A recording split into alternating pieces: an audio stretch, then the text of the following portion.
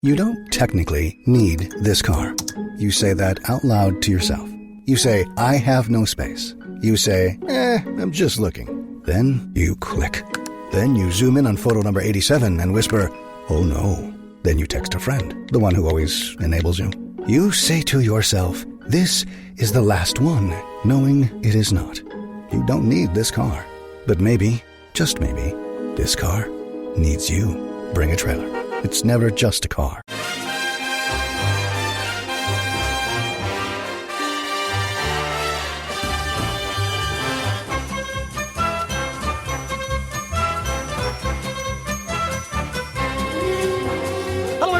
And welcome to How Are You, the podcast. It's Gav, and you join us for this Saturday morning pod, as we're going to do something that we haven't really done yet this summer, and that's look at the players who could potentially leave Sunderland. We've talked an awful lot about transfers, players coming in, areas of strengthening, but we haven't really talked too much about who can leave. And given that pre-season is starting and that the squad seems a little bit bloated, we thought it might be a good time to take a check, work out who's probably going to leave at some point over the next 2 months or so, and see where we see the squad shaping up ahead of the Premier League season. Anyways, firstly joining me, I have Jonny with me. Hello, mate.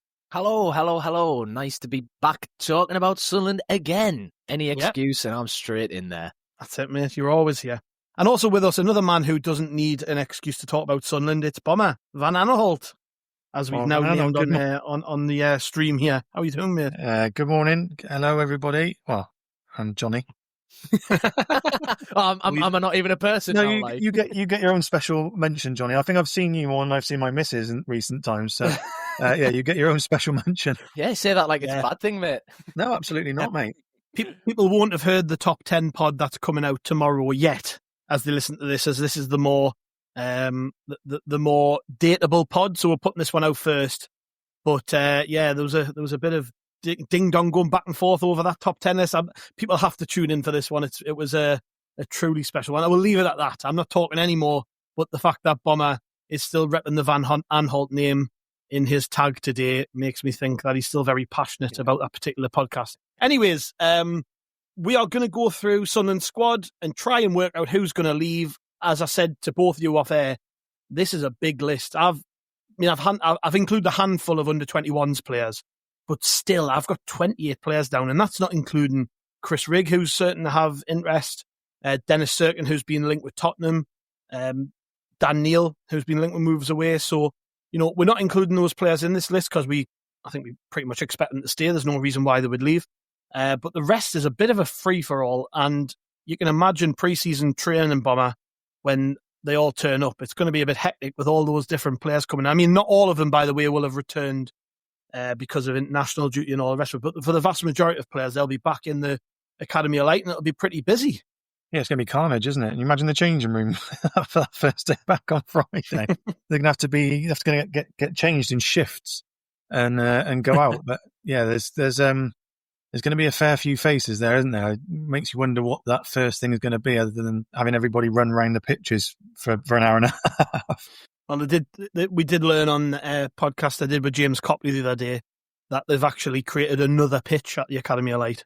So maybe that's why, just to deal with the sheer amount of bodies in pre-season. Jonny, it's I've got, before we get into it, I've got 6 keepers written down. I mean, how do you do anything from a footballing perspective with 6 goalkeepers? It's going to be tough, isn't it? Oh, we're going to need to get Todd Bowley and everyone at Chelsea on the blower so we can start with, pick their brains. How did you do it when you had 45 people trying to come back? Yeah. It's mad, isn't it, when you actually do look at the list, which I think most people, normal people, probably aren't sat there on a nice warm summer's day going, I'm just going to list out every single member of all of our squads and see who might leave. But if you did, I think you'd be surprised by just how many names there are. So, yeah, everyone's been dead excited about the incomings, but there is plenty to do on the other side, which obviously, hence this podcast. But it's not going to be a quiet window. No. Well, we know that Sunderland are trying to actively recruit a goalkeeper. We've been linked with a bunch, all of them for big money. So we know that there's a goalkeeper coming in. And obviously over the summer, we lost Chibueze from the under-21s, who played quite a lot for the under-21s last season. But still, it's a big group that we've got because we welcome back Matty Young. We've got Dan Cameron, Adam Richardson, Simon Moore, Blondie, Nanuku, and obviously Anthony Patterson is that group of goalkeepers. And I listed those 6 because you could make a case for all of them leaving the club. I mean, with Pato, obviously, if there's somebody coming in, you look at him and you think, is he going to be happy maybe having his number 1 shirt taken away from him? Is that now a case where maybe a club higher up the food chain who are looking for a second or third choice and want an English player on their books to help with that homegrown quota, whether he would help out a team like that and whether that might be an appealing move to him? I'll come to you first, Bomber, because Patterson's probably the biggest name on the list, and that's every position, I would say. Because he's the most active member of the squad. Do you think he'll stay or go?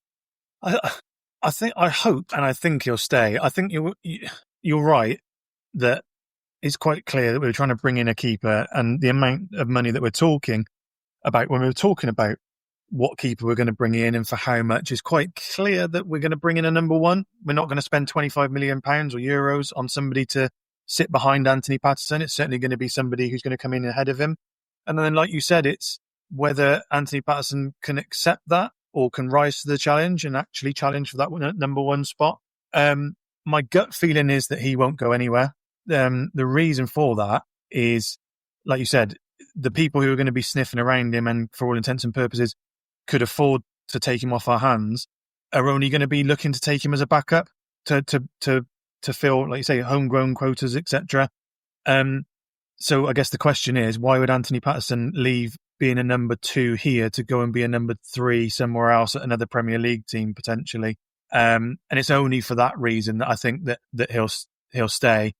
Like I said, I don't know Anthony Patterson, don't know what his mentality is like, but I'd like to think that he would relish the challenge of someone coming in and challenging him for his spot. Because I think I said it on the news roundup that for the past 3 years he's not really had anyone challenge for that first spot, and it may have affected his ability to kick on a little bit. So yeah, I think he'll stay, but it'll largely be dependent on Anthony Patterson, I think. What do you think, Johnny? Stay or go? I think probably stay. But I think he's one of those where even if we're not actively hawking him about to people, he's one where if any sort of decent offer comes in, it's going to be very seriously considered, and it'll probably be down to Patterson, I think. Just like Bomber was saying, I mean, how much is he going to want to jump ship to go and be a second or third choice somewhere else?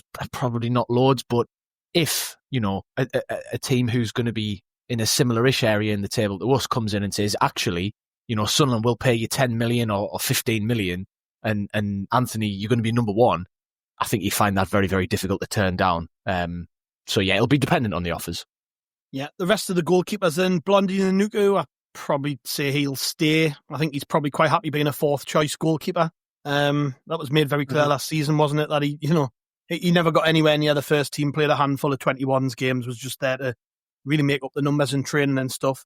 Simon Moore, I think at his age will stay. I don't know about you two, if you disagree or not.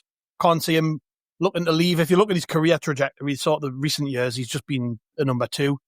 And I think him and Patterson are really close mates, and he'll be quite happy. Again, it's like, at his age, he's not going to get another Premier League move.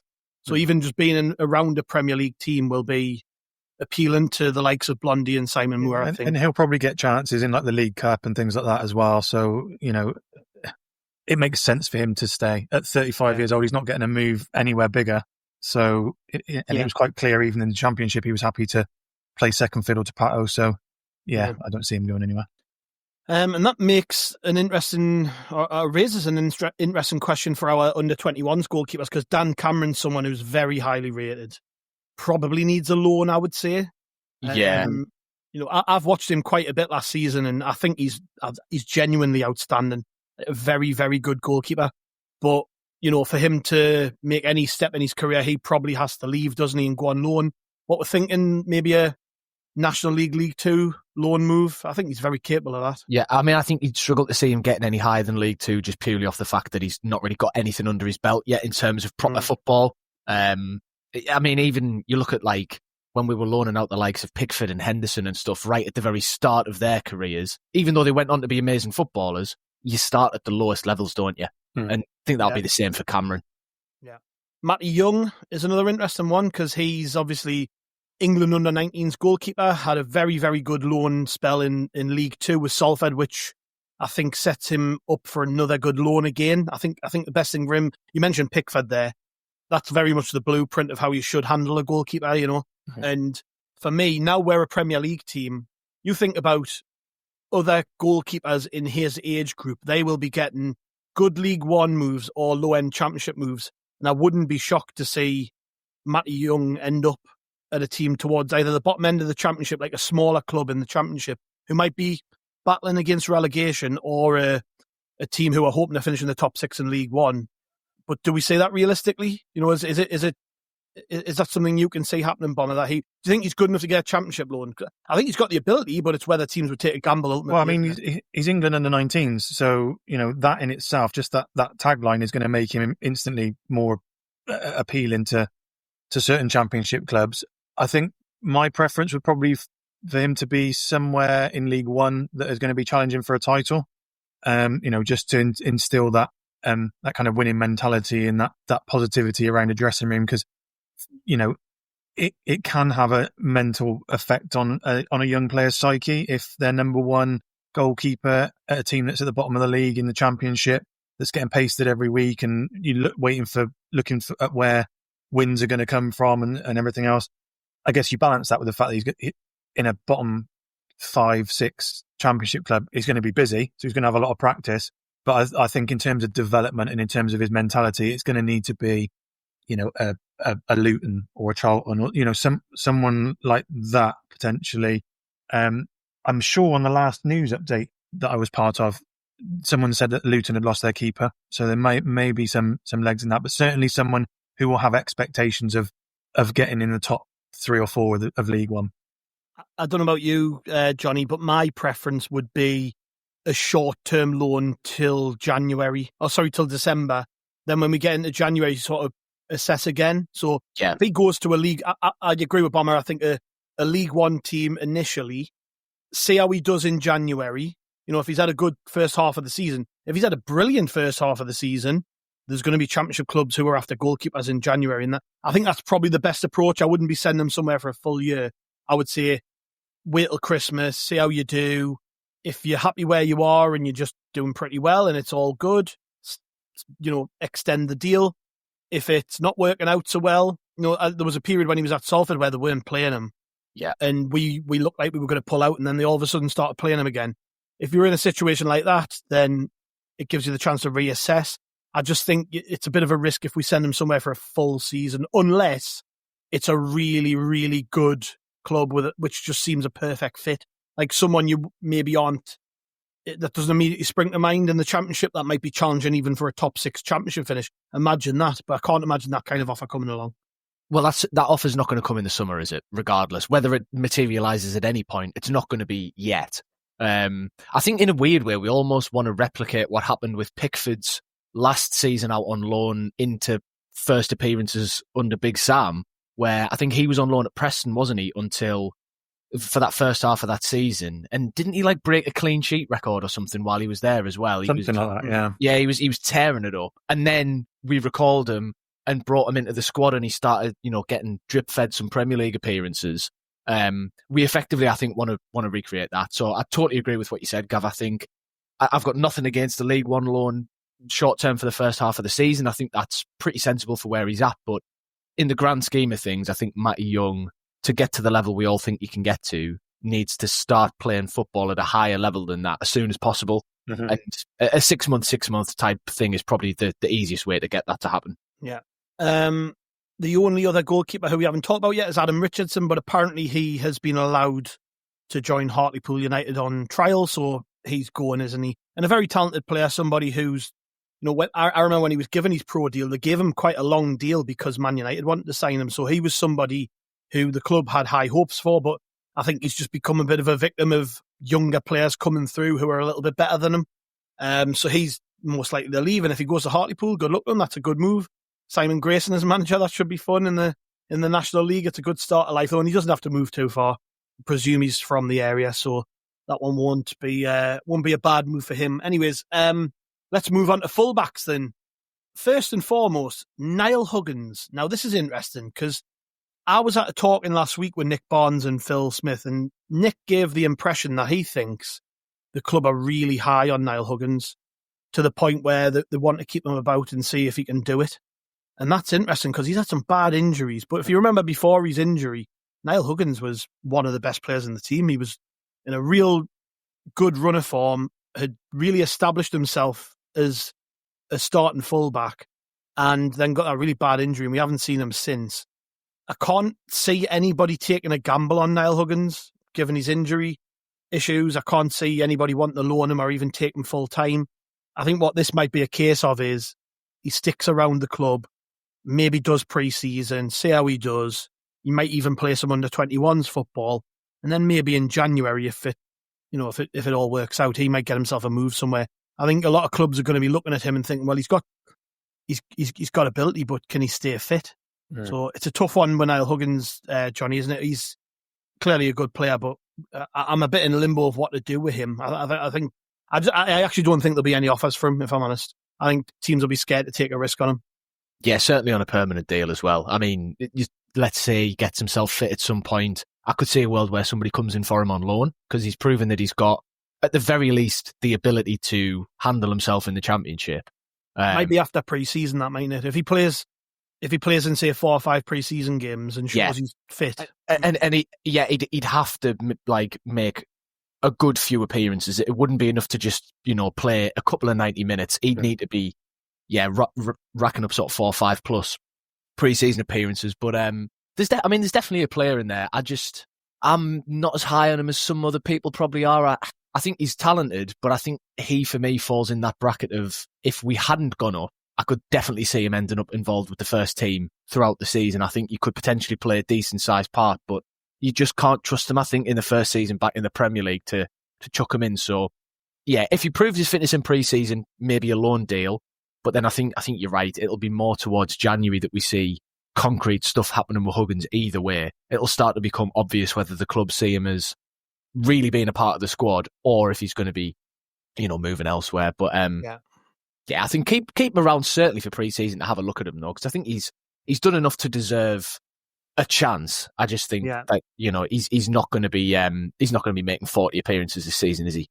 No. Another on this list, Bomber, is Timothy Pembele, who went out on loan last season and played for Le Havre in Ligue 1. I think they got relegated, or they might have just stayed up by the skin of their teeth. I can't remember now. But I remember looking when we signed Habib Diarra, and he played in that last game against Pembele's team, and they both came off the bench in that game. I've just checked there; he stayed up. Yeah, so just Le Havre stayed up. But Pembele, I don't think has a future with Sunderland, if I'm honest. I don't know about you. I don't know whether they might. He's young enough to certainly, he's played a lot of football out on loan. He's young enough to still have a chance. I don't know. Maybe they'll look at him and see him as just as capable backup for Trey. I just think about when him, Bart, and Aouchiche all left at the same time in Ekwah. There was a bit of talk at the time about them being in their own little camp in the dressing room and maybe that being an issue. And I just don't know. If he wasn't a fit a year ago, why would he be a fit now? Yeah, I know what you mean. He's one of that group of players that you just mentioned, though, that I can't help but feel hasn't really had a fair crack of the whip. Certainly not in a Sunderland shirt.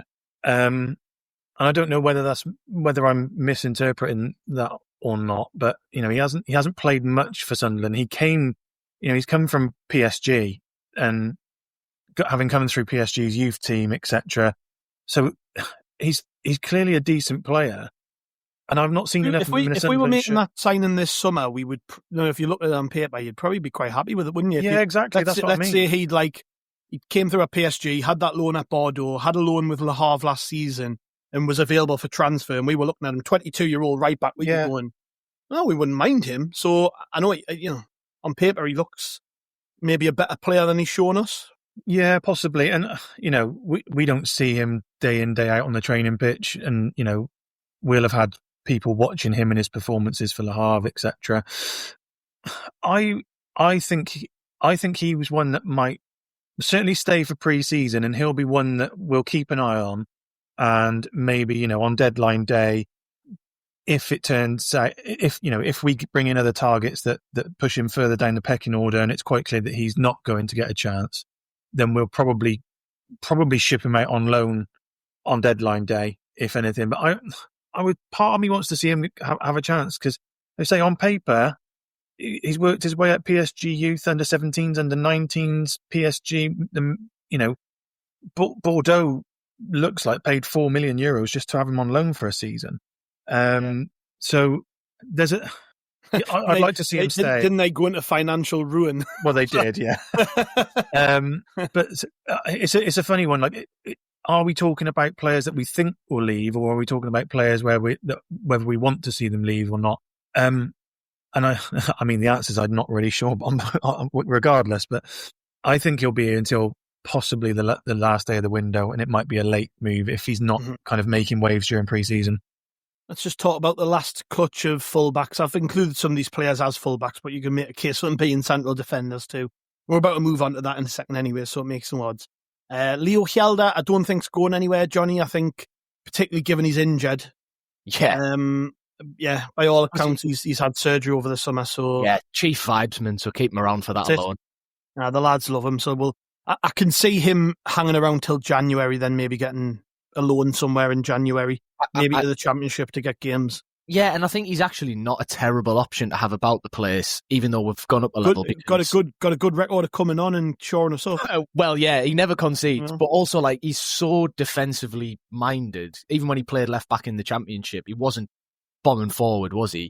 I don't know. Like, I'm a bit worried if we're putting Leo Hjelde on in Premier League games. I think I might be I definitely don't think he's a first or second choice as an option. But like in a pinch, if you need a body to just defend the last 5 minutes of a game or the last 10 minutes, like we could do worse, and he's already here. Yeah. Just to round off fullbacks, Joe Anderson. There's not a hope in hell's chance he stays beyond the summer. Absolutely not. I'm amazed he's still here, to be honest. That one game he played towards the end of the season, which I cannot remember for the life of us because I kind of blanked all that from my memory, but I can remember thinking he played quite well. Didn't he have to go in at centre back? I'm sure he played in centre back at that. Shows how little we cared at the end of the season. I mean, I forgot he existed, to be honest. Yeah, he played okay. That might get him a move. He's a League One player all day. League One, bottom end League One's top of League Two player. So he'll be going. And Ollie Bainbridge, unfortunately for him, I just cannot see a future for him. He's a little bit older now. Didn't get I think it was a telltale last year when we were desperate for a left back at the end of the season, and he didn't get it. Anderson got picked ahead of him, so he's a goner, I think. And a young lad, it's fine though, because there's going to be kids who come through the academy who don't make it, that go on elsewhere and have canny careers, and I think he'll be one of them. He's a decent player, Ollie Bainbridge. So fingers crossed he can get himself a good move, maybe to League Two, something like that. You know, if he was playing in the SPL last season for Kilmarnock and got a couple of games in Europe for them. So I think that might be enough to get him a half decent bottom end League One, top end League Two move. You never know. Moving on to centre halves, Jensen Seelt. Now he's been injured a lot, so it's tough. They're going to want to give him pre-season. They're going to want to give him time to settle in. We signed him for potential. We obviously didn't sign him thinking he was going to do his ACL though. I don't see a world in which he plays in the Premier League. But given his injury issues, I'm thinking maybe back end of the transfer window, Johnny, he might go on loan somewhere, possibly abroad. I don't know about you. I just don't see a long-term future for Jensen Seelt at Sunderland. I think now we've made the step up, it's tough to make a case for some of these lads who we didn't even really see much of in the Championship. You know, he might come good, but what he probably needs is to go somewhere, play top division football, maybe in Holland, you know. Top division football, have a full season, prove his fitness, maybe be a standout player, and then next year we reassess and we either sell him or we bring him back in. But my gut feeling is he goes on loan at the back end of the window, and we've probably seen the last of him. Yeah, I mean, he suffers from the same issue that a lot of players, I think, particularly players who play in like the middle of the pitch, suffer from this issue, which is it's difficult to give them chances in games because they tend to be such fundamental positions. Particularly centre half in the Premier League for us, where we're going to be defending more often than not. You're not going to go, oh well, we'll give him 10 minutes and 15 minutes here and there. Because if you're subbing your centre backs off with 10 and 15 minutes left, you're going to have problems more often than not. So it's just difficult to see a way where he gets enough football this season at Sunderland to justify not sending him out. I don't think he's necessarily 100% hit the end of the road here, but it would take a very, very good loan spell this season for him to then be able to force any sort of chance next pre-season. So I wouldn't totally write him off, but yeah, I think near the end of the window's about right. Once he's fully fit and firing again, but I could see him getting, maybe a Holland or even like a Belgium or somewhere like that, where it is top division football, but it's maybe just slightly less intense so that he can focus on getting minutes under his belt. Yeah. Zach Johnson, I think there's not a chance he stays either. He's gone, yeah. Yeah, he'll go, and he'll probably go permanently, I think.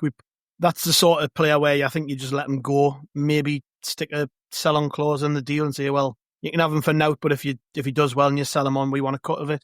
Mm-hmm. I don't see any world in which he stays. So again, problem is we've got 17-year-olds, and well, Chris Riggs just turned 18, but we've had 17 and 18-year-olds in our first team, and if you're 19, 20 and you're not making it, you're not going to make it. It's just a sad fact of the way. It doesn't mean he's not talented, which he is. He's clearly talented, but he'll go. Lastly, on defenders, Bomber, Alese. Now, again, someone else who's been injury-prone. I think a fit Alese could potentially play Premier League football, but that's the problem. He's never fit. That is the problem. I think not only when he is fit, he has shown that he's kind of, almost a cut above some of the others, not necessarily in our squad, but certainly in the division. And he's got that versatility as well that we're going to, depending on who we bring in. Well, maybe not depending on who we bring in, because we're not going to bring in another 2 centre backs, another 3 or 4 full backs. We're going to need someone with the versatility of Alese. But his injury record is awful.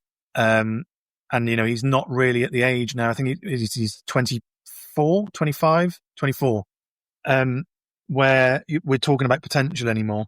In Sunderland terms, 24, you're at your peak.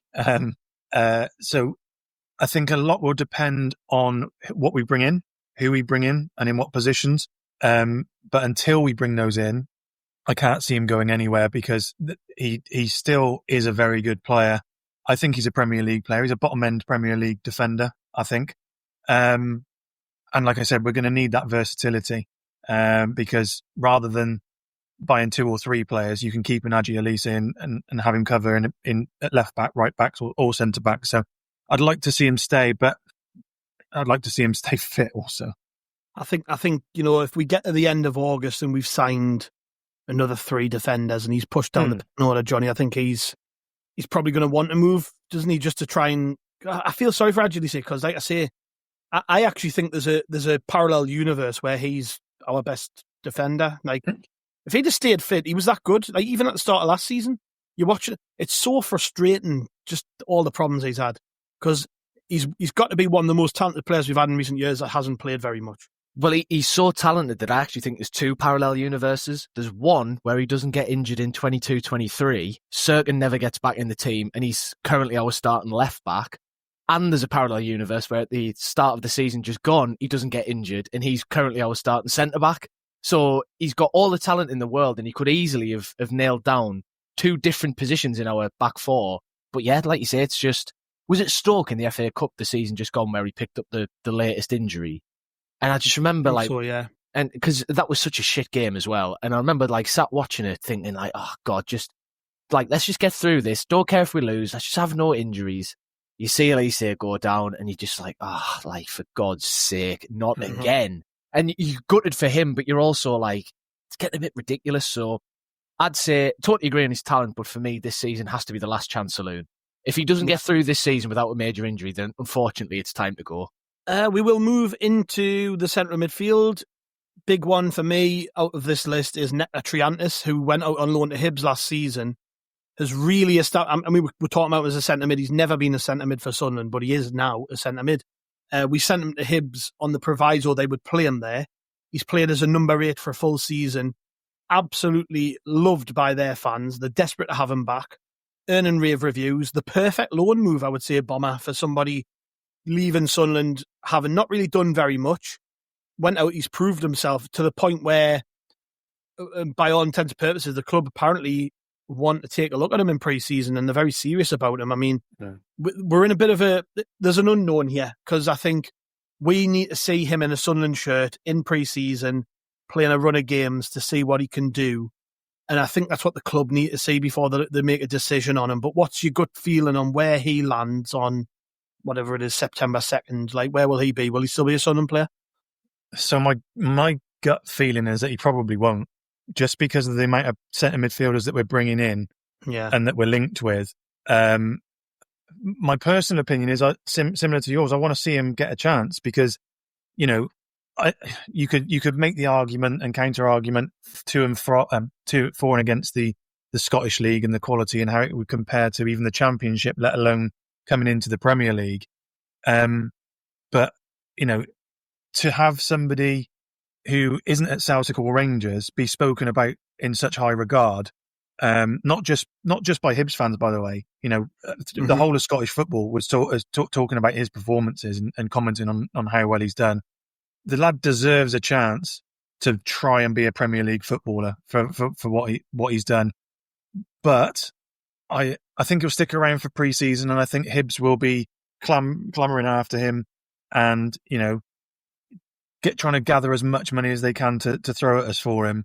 My gut feeling is that he'll probably be gone, and it'll probably be on a permanent, just because of the amount of talent that we're bringing in that will immediately push him 2, 3, 4 places down that pecking order. So if you think about that midfield, if we're talking about Rigg and Diarra and Neil and, you know, so many others that we're linked with that apparently are coming in, he just won't get that chance unless it's like in the League Cup or as an overage player for our under 21s in the Football League Trophy or something like that, which, you know, he's not going to be happy with after playing a full season and excelling so much in the Scottish League. So I think he'll be gone, unfortunately.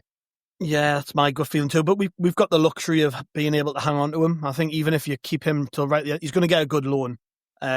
So, you know, we've got that luxury. Somebody else in that midfield pack, Jonny, who I think probably will go, is Alan Browne. Now, wasn't a regular starter last season. Came to Sunderland and said he came to Sunderland because he wanted to play in the Premier League and he thought that he could do it.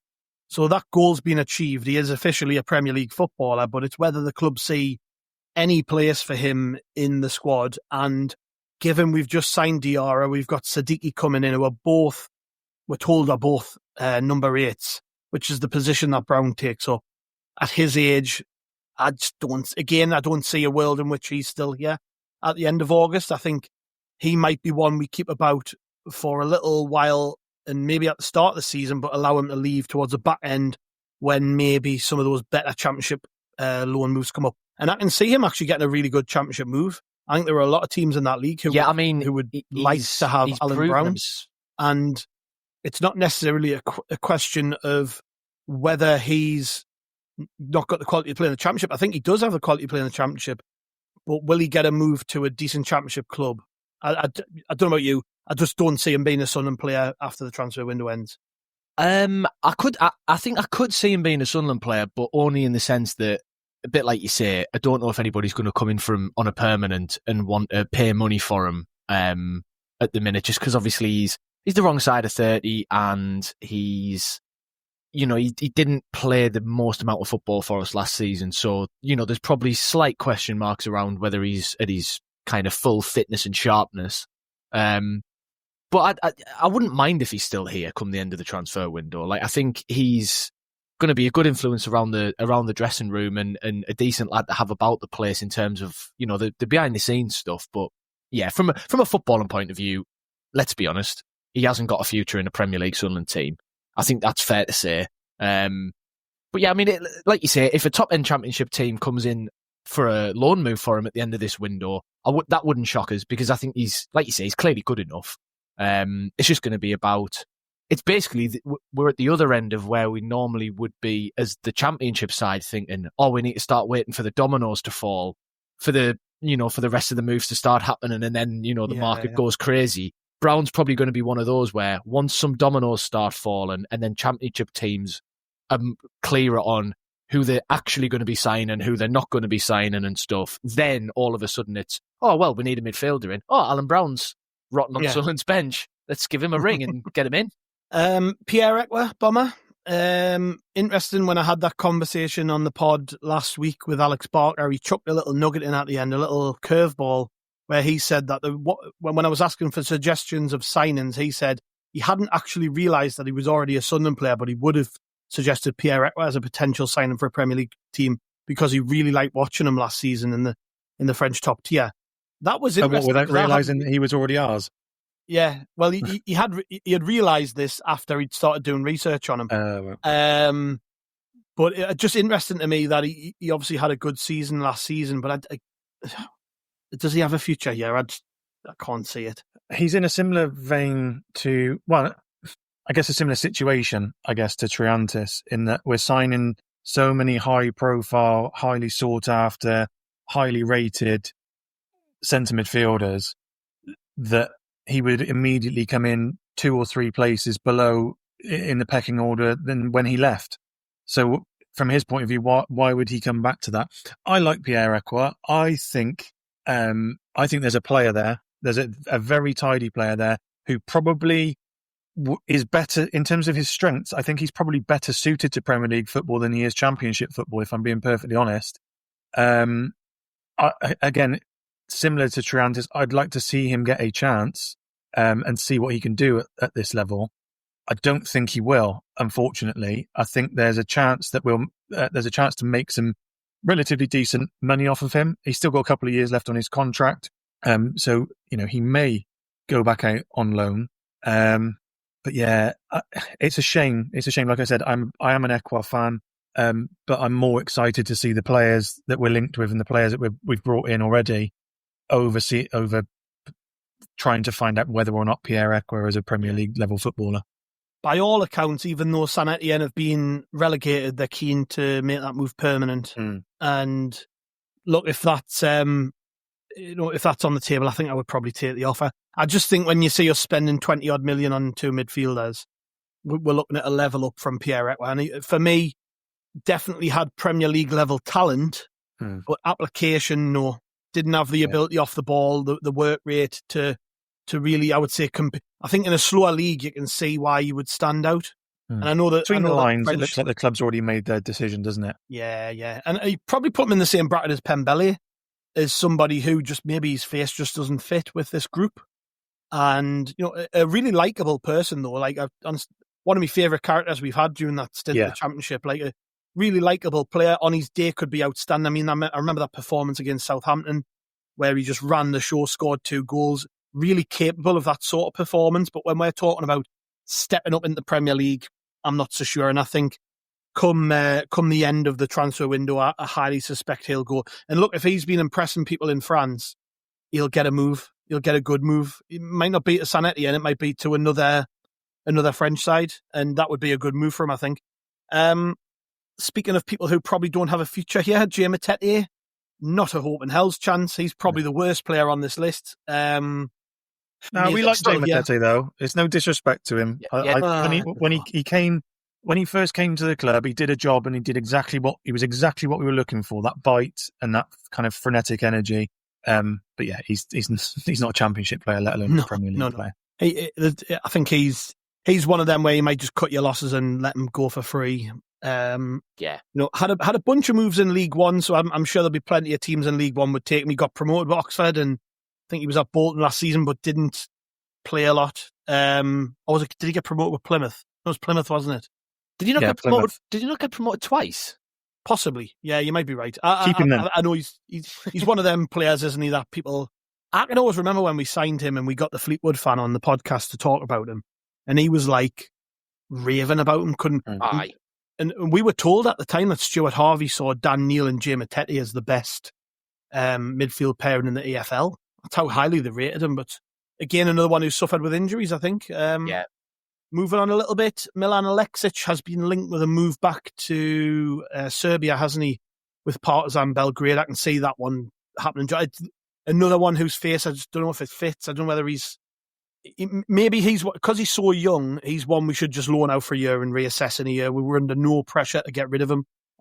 we spent quite a lot of money on Milan Alexic, and looks a talented player, but he's a young man. He needs to be playing games, I think. And I heard a few stories like where he wasn't travelling back onto the team coach from games and things. I don't know, like he was travelling on his own with his mates and things rather than maybe he's one who in the future we can reassess with, but I don't see him being around the club very long over the summer. I can see him getting a loan away. Yeah, I think he'll be one who gets loaned away sharpish as well. Whereas a few of them we've said, they might hang around till the end of the window and see what happens. I think Alexic just has to go somewhere. Yeah. I think there's a player there. Like, I think he's talented. I question whether, given the fact that, like you say, there's whisperings of him maybe not fitting in too well yet and struggling to adapt a bit, do we want to send him back to where he came from then? Because that seems counterproductive to me. But obviously, I know fuck all about football recruitment, really. I've got nothing to do. The way I was, because when that came up, when I was thinking about it, I was thinking, well, you'll be playing in European football, you'll be challenging for a league title, and it's a year. In a year's time, you'll be 20-year-old or whatever. It might not. If he comes back having played 50-odd games, played in Europe and won a league title, that's probably as good as it gets. And I know what you're saying. Like, send them back to Serbia maybe isn't the best approach. But then again, he's had that year in England. He can go back away. I think if you're a talented player and the club see a lot in you, then it might not be the worst thing in the world to let him just get back into his comfort zone and enjoy his football a bit. Because in a year's time, he'll be a more mature player and he'll possibly return a better player. Yeah, I mean, I think as long as, I think you said it there as well, as long as he's playing European football wherever he's going, and by that I mean, even if he's just playing for a team who just about gets into the Conference League or what have you, then even if maybe he's still not ready to adapt when he comes back, that'll get his profile up a bit more. So if we were to then try and sell him on, you're probably chucking an extra whatever percentage onto the value. So I think as long as we play it smart with where he goes, I think, that's reassess next summer. Yeah, and the only other midfield or central midfield player I've got on the list is Harrison Jones, who I think will get a loan away. And I'm thinking because we've been promoted, he might get a better quality of loan.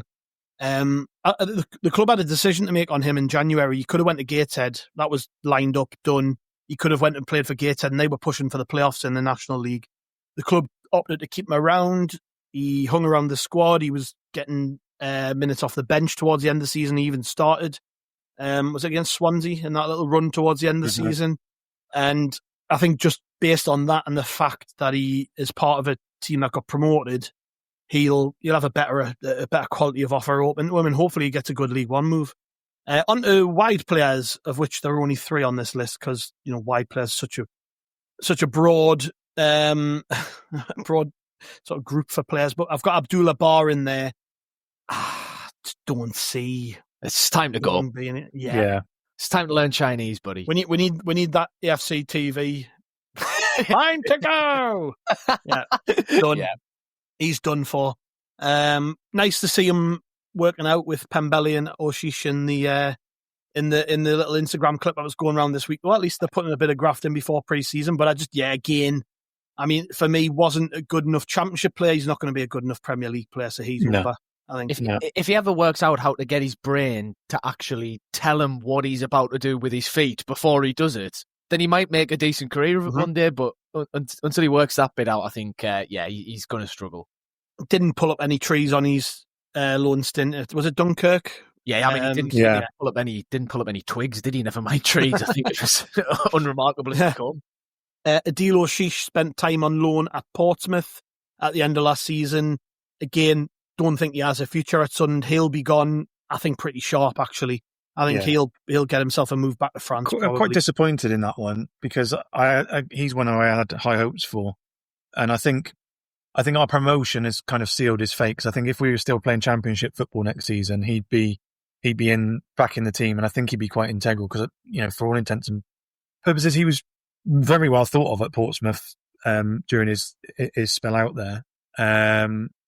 So, yeah, I think he's victim of circumstance. We haven't got time to see whether or not he can make that step up, because we clearly weren't certain whether or not he was capable of Championship football. So I think if we weren't in the Premier League, he might have been given a chance. But yeah, same as Bar, he'll be gone, I think.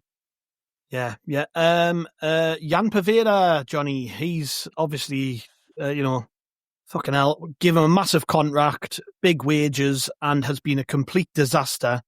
But the club need to try and get rid of him somehow, so they can't tell people that. Do you think we're going to manage to offload him to anybody? I think we will send him somewhere, but God knows where it's going to be and how well we'll do out of it financially, if we get anything at all, really. He reminds me very much of Isaac Lihaj in the sense that, he kind of came in with like a little bit of a reputation and people were saying that, yeah, he's got some talent, but then for one reason or another, whatever's happened behind the scenes or what have you, it just hasn't worked at all in any sense of the word.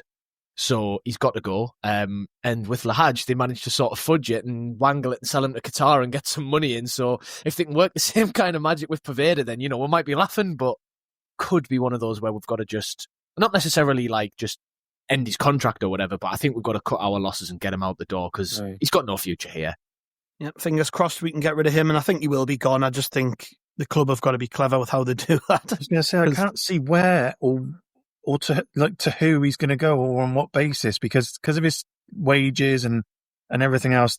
It would be one of them where we end up paying the chunk of the wages just to get him off the books. Yeah. I think. And Sheffield Wednesday loved him, but they seem to be liquidating, so we can't send him there either. No. Moving on to forwards then, Hemir, who went to Juventus on loan last season, but it was Juventus's C team, Next so gen. not quite playing alongside the legends of the game. He was with the idiots in the in the C team and did nout. And I think even last year, Hemir had no future with Sunderland. I know he's only young, but it'll be another move away for him. Hopefully, one of them where we can convince someone to take him off our hands and we cut our losses. I think it'll be one of those type of moves. As long as we do it after he scores his annual pre-season goal of the fucking decade that he intends to do, like in one random friendly. Forgot about that one. He scored a screamer in Spain, didn't he? So we play him every friendly until he bags a worldie, and then we just ship him out somewhere. Yeah, because it'll add another like 500 grand onto his transfer fee. It'll add another 500 pence, maybe. Yeah. I can't get over the fact Gus just completely dismissed Juventus. the whole of Juventus' seating and he's playing with the idiots. I wish I could get a gig playing with them fucking idiots. Like, well, as soon as they signed him, I was like, well, they must be shite. So Matete was the worst on the list. Is Hemir actually going to take that crown now? Oh, it's neck and neck, I think. I don't see a world in which we don't get rid of it. He's not staying here. I don't think we'll struggle to get rid of him either. I think one of the good things about taking punts on players like Hemir at that age, they're young enough to get moves away. It's not like you're saddled with someone who's 27, 28, 29 into their 30s. Yeah, some of the mug will take a chance on him and think that he's got potential. Yeah, I mean, he's still got 3 years left on his contract as well, doesn't he? Because didn't he sign a 5-year deal when he came in? So technically he's under contract till about 2028. I think it was a 4 or 5 year deal, wasn't it? Yeah. Or it was like 4 years with the option of an extra year. Oh, well, if it's 4 years with an option, then it's 4 years. Yes. That option's not getting taken. Nazari Rusyn, somebody we spent a lot of money on. Failed loan move away last season, didn't really work out for him. I can see a situation. I mean, first and foremost, he has no future here. No. I don't see a world in which he's still here at the end of the summer, but I don't think we're going to manage to move him on permanently. I think he'll be one of those that gets loaned out, probably back to Ukraine, somewhere where he's comfortable. I mean, another one who I think, in a different world might have worked out, but just the wrong mesh, the wrong feel for the club. I mean, when we signed him, third highest goal scorer in Ukraine, on all the data metrics, showed up like as a really top talent outside of the top 5 European leagues. And that's why the club took the punt on him. But it was the character, the personality, the ability to fit in England. I think he struggled with that. And, seeing him mope around the bridges with his bands in a pram, was just depressing. You've never seen a man look less enthusiastic about being in Sunderland and longing to return to the war zone from which he came. Because I was one of the ones saying he should have been given more goals like more chances in the team that first season as well. But Yeah, remember, yeah, he scored on New Year's Day, didn't he, at home against Preston? And everyone was like, "Oh, finally a striker scored." Yeah, he's turned up. Yeah, but actually, Jack Clark dribbled for 70 yards, beat about 4 players, and laid it to him on a plate, and we're going, "He's here, lads. Rusyn's arrived." So I think that sums up his whole Sunderland career, basically. Just, you know, he did actually nothing. We're all saying, "Oh yeah, maybe he'll get a chance," and then vanishes into the wilderness for another 6 months. I ended up feeling a bit sorry for him. Like, you just, like, his demeanour when he was like sat on the bench, or when he came on off the bench, and like you said, Gav, seeing him mope around shopping centres. Yeah, I do feel for him, but it tends to be a thing with Ukrainian players, isn't it? There's not that many good, like, superior Ukrainian exports. Obviously, you take the obvious, the Shevchenkos out of it. But even he struggled at Chelsea. Yeah, and then considering you look at, like, considering how Mudryk at good Chelsea he was and how much he moved for, like, even Shevchenko struggled. You're right. There isn't many Ukrainians have managed to translate into in English football. Zinchenko's the latest to have any sort of success in England, and even then, like, it's wasn't limited, really. He was never at Everton as well. Hasn't really done much. Yeah. I don't know. Maybe it's just a cultural thing, like not being able to transfer those. Maybe. Maybe fitting into primarily British groups of people trying to fit in. Maybe it's just a tough thing for them. I don't know.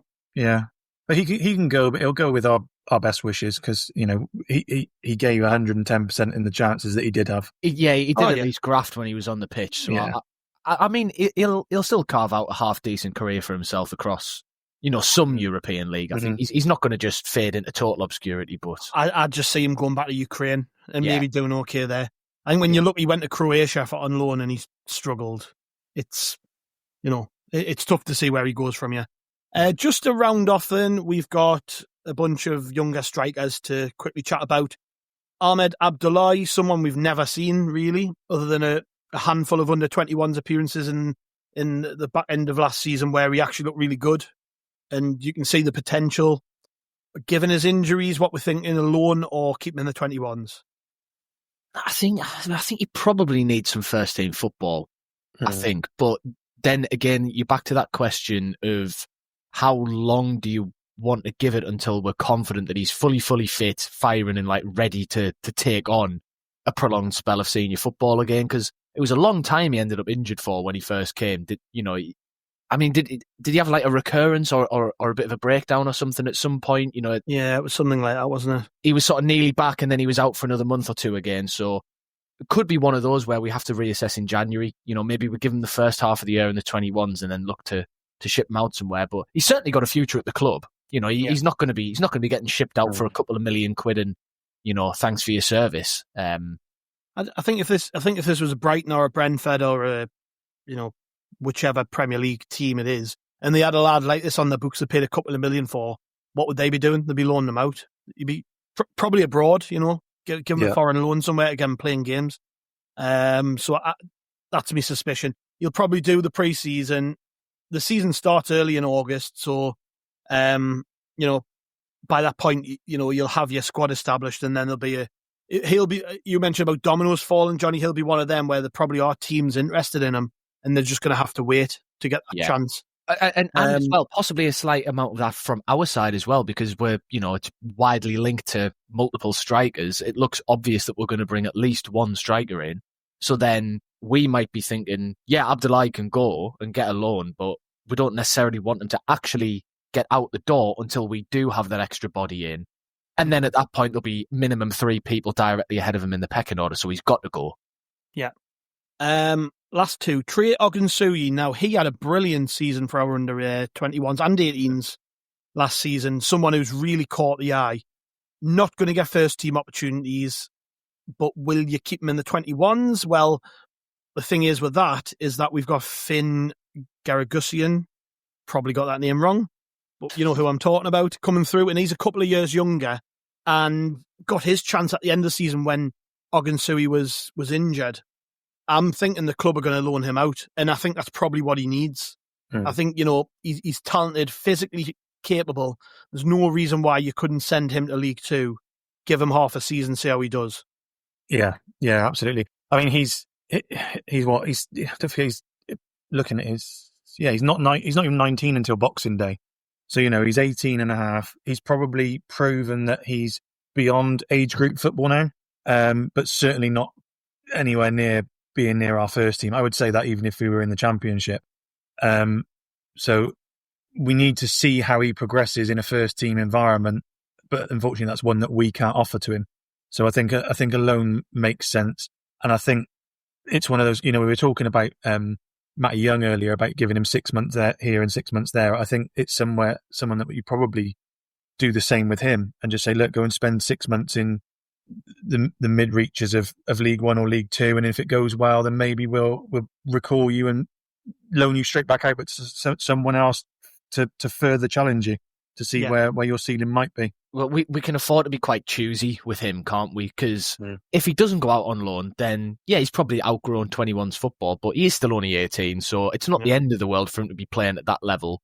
So I think we can afford to really wait until the right one comes along for him. He is in the last year of his contract, I've just seen as well. So that's I don't know how telling that is, because obviously if he is in our plans for the mid to long term future, then he'll need to be signing a new contract pretty sharpish. Yeah, and he'll probably want assurances. He's proven enough as a youth player that he can do it. He'll probably want assurances over playing time, loans and things like that. So yeah, and last on our list, and I've included them because I'm presuming he signed a new contract, because in the retained list it said that he had been offered one, and I think it's been reported that he's going to kick about, is Timur Tutierov, who has played a lot of 21s football, another Ukrainian actually. I think he'll probably just kick around the 21s, but there will be loan offers. We'll just kind of, I'm not really fussed what happens with him. Either keep him in the 21s or loan him out.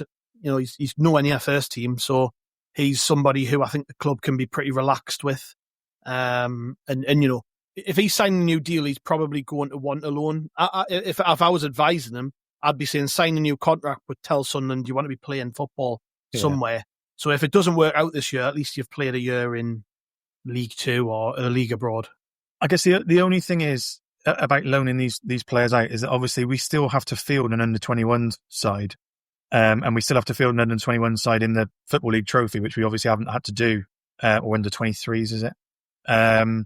So we can't afford to be loaning all of these players out, because we've still got a duty to do in Premier League 2 and in the in the Football League Trophy and stuff. I think if he has signed a new contract and the club have offered him one, then they obviously have a plan for him. Whether that is just to pad out the under-21s for another couple of years until he's too old, and then maybe try and get some money for him. Maybe it's like a case of we can afford to let Abdullahi and Ogunsuyi go on loan because we keep him. Yeah.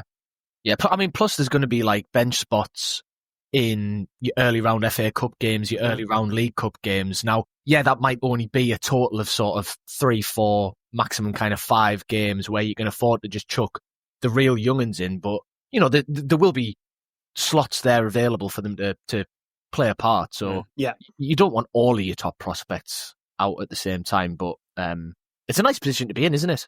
Oh, yeah. Yeah, I mean, we've completed that list of names that I had written down there, and I think we've been pretty fair. I think it's fair to say that there's going to be a lot of moving out the door, and I think now that pre-season started, we're going to start seeing people go, because they're going to come in, they're going to have meetings with the management, the sporting director, they're going to want to know where the future is. They're going to learn pretty quickly by the way that they're included in training sessions and things like that. So the next sort of week or two should be interesting. I imagine that this list will half in the space of 2 or 3 or 4 weeks.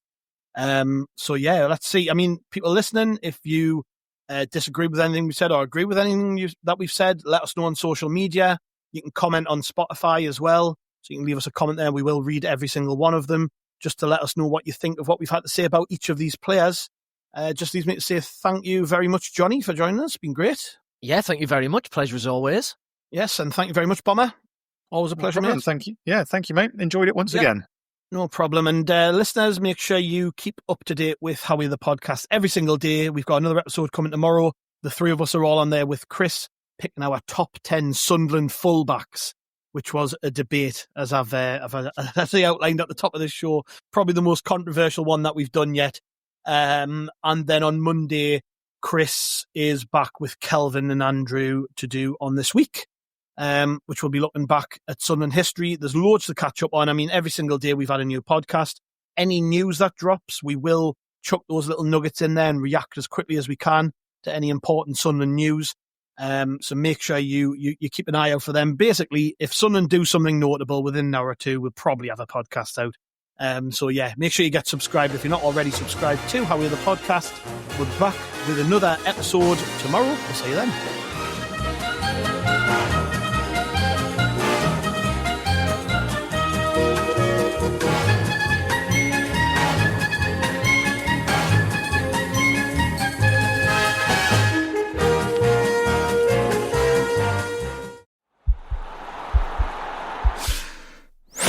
This podcast is part of the Sports Social Podcast Network.